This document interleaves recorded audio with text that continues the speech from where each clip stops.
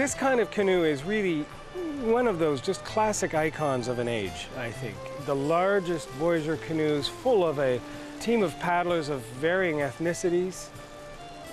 The shared culture and technological cultures as well. You've got European technologies adapted by First Nations people, Europeans adopting Aboriginal technologies. Nowhere else in the world that I know of does indigenous technology completely outclass the imported boats the way a birch bark canoe does. Champlain mentions this in the 1600s, standing next to the rapids and saying they have these wondrous vessels that they can pick up and throw on their backs, and that's the key to turning this from being an obstacle into a highway. In voyageur days, 4 of them would have carried this. The rest would have been busy with the load.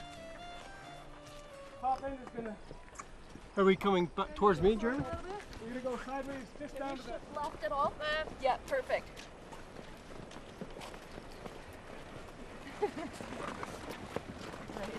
Okay, now you're good. The portage was a time-consuming process. This canoe is not fully laden. It's taken us hours, and it was back-breaking work. Okay, I've got the stern. The bow get caught?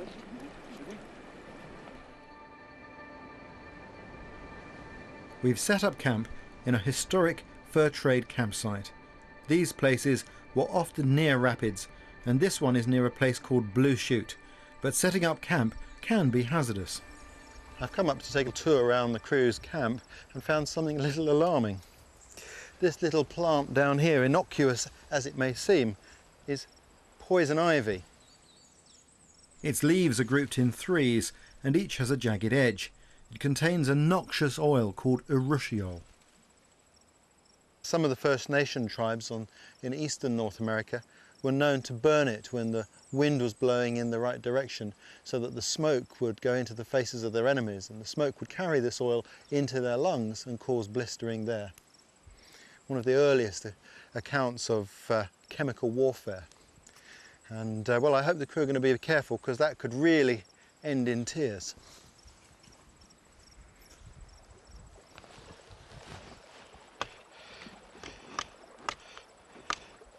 This is not just an ordinary campsite on the French River. This campsite was actually a voyageur campsite. And I thought what more fitting than to make their sort of cooking setup using a trade axe and see how I get on. The axe is very good. And very typically they would make a tripod to cook over, just from a few branches like this tied together with withies, but sometimes they needed to cook with more than one pot, and so there was a little modification that they made in those circumstances, and that's what I'm going to do today. So I start by making the tripod here. It's pretty good, and I've made a couple of withies. That's just a sapling that I've twisted to make it pliable.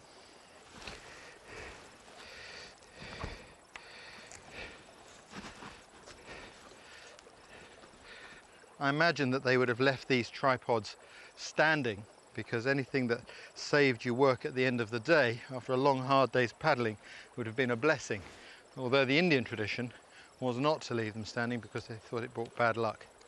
Maybe it informed a war party that you were in their territory or something like that. We'll never know, but anyway. There, that's the tripod.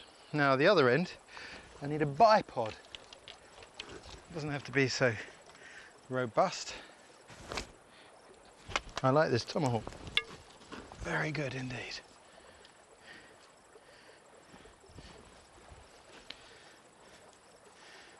And again, just another withy to bind around at this end. For this withy, I'm using maple. What could be more Canadian than that? And there you can see how the leaves are starting to turn that glorious red now that autumn is coming to an end. Okay, so there's a bipod, and I've got a crossbar. The crossbar goes on top of the tripod, and the other end is supported on the bipod. To suspend the pots, it's also withies that are used. cut these branches so there's a hook on the bottom. I can simply wrap it around the branch and then around itself several times. And then you tuck it back upwards and then under one of the original twists a couple of times, like that. That'll be good for my kettle. Go straight over the fire. And on this occasion I've got a forked branch. I've twisted one branch and I'm working here on pictorial reference from the period. And what I'm going to do on this occasion is take the twisted branch around the other side, like so,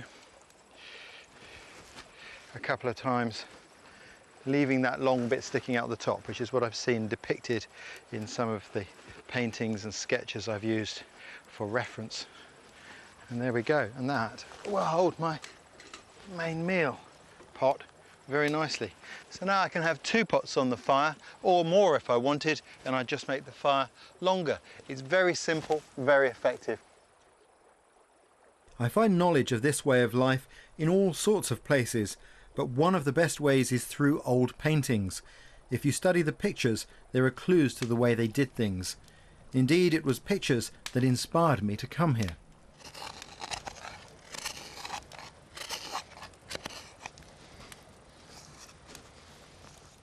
It's very evocative being here. It's almost possible to hear the laughter of the other people who've pulled their canoes up on this shore. If you look carefully at the rocks, you can see the slight scars of previous campfires. Almost certainly some of those date back to the days when the voyageurs stopped here. And of course they didn't have televisions or radios to keep them entertained, so they had to find their own entertainment, musical instruments, laughter, songs, and many of them also spent their time carving. We know that from cups and the like that have found their way into museums, and I thought that that's exactly what I would do as I sat here tonight. Of course I'm losing the light, so I'll only be able to do so much by firelight. Then I get out the sandpaper and give it a little bit of cleaning up. But it's a bit spooky being here, really. It's a nice feeling there.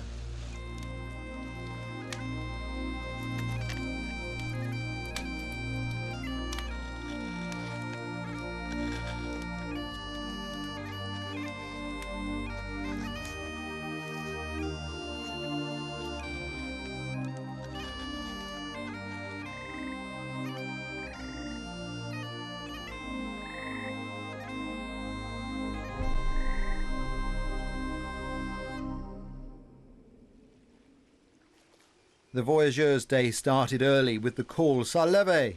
They would get on the river before breakfast so that there was less to pack up and they could make a quick getaway. It also broke up the day of paddling. I have my own method to help speed up mornings when I'm canoeing. In the morning I don't relight my fire. In fact, what I do the night before, last thing, is I top up my thermos flask so I've got hot water to have a wash in the morning and for breakfast. Then I put billies with river water back on, and those will boil and become sterilised and then cool overnight, so that I've got cold water to top up my water bottle, which is just perfect. That also means I've got cold ashes and I can brush this away